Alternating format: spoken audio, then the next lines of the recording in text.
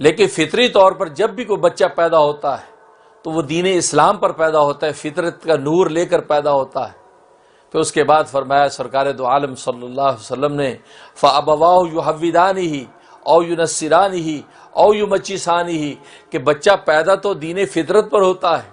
ہدایت کا نور لے کر پیدا ہوتا ہے، پھر اس کے ماں باپ اس کو یا تو یہودی بنا دیتے ہیں، یا اس کو عیسائی بنا دیتے ہیں، یا اس کو مجوسی بنا دیتے ہیں۔ اگر ماں باپ اس کے یہودی ہیں تو وہ یہودی بن جاتا ہے،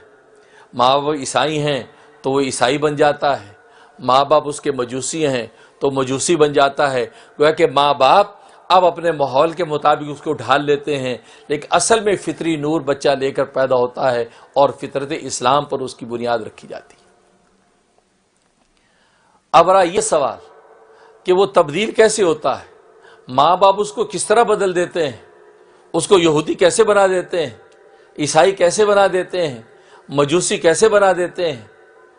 اس کا جواب اصل میں یہ ہے کہ دنیا کے اندر انسان جب نور فطرت لے کر آیا، اب اس نور فطرت کو تبدیل ہونے کے 3 سبب بنتے ہیں۔ ایک سبب حجاب علم، دوسرا سبب حجاب طبع، اور تیسرا سبب حجاب رسم۔ حجاب علم کا مطلب یہ ہے کہ اس ماحول اور معاشرے میں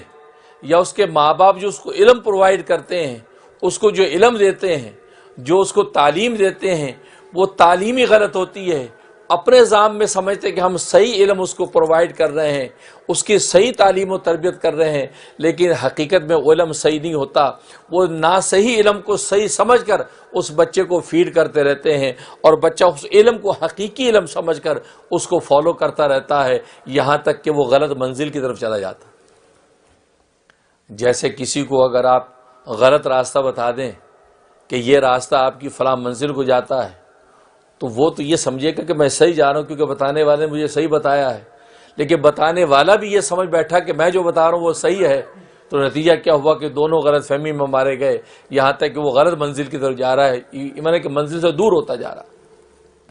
تو یہودیت جب اس کو پڑھائی جاتی ہے، عیسائیت سمجھائی جاتی ہے، مجوسیت سمجھائی جاتی ہے، تو وہ بچہ جو بالکل ایک صاف سلیٹ ہوتا ہے وہ اس علم کو لیتا رہتا ہے۔ وہ یہ سمجھتا ہے کہ جیزس سن آف گاڈ، وہ یہ سمجھتا ہے کہ مریم تثلیث کا حصہ ہے، وہ تثلیث کو عقیدے کو درست سمجھتا ہے، وہ جیزس کو اللہ کا بیٹا سمجھتا ہے، اور وہ یہ سمجھتا ہے کہ حقیقت میں صحیح علم یہی ہے۔ نتیجہ یہ کہ وہ نور فطرت سے دور ہوتا چلا جاتا ہے، یہاں تک اس قدر دور ہو جاتا ہے کہ بس اوقات اس کے واپس لوٹنے کی بھی کوئی صورت باقی نہیں رہتی۔ ویڈیو کے نیچے سبسکرائب کے بٹن پہ کلک کریں، بیل کے آئیکن پہ کلک کیجئے تاکہ ہر نئی ویڈیو کی نوٹیفیکیشن آپ کو مل جائے۔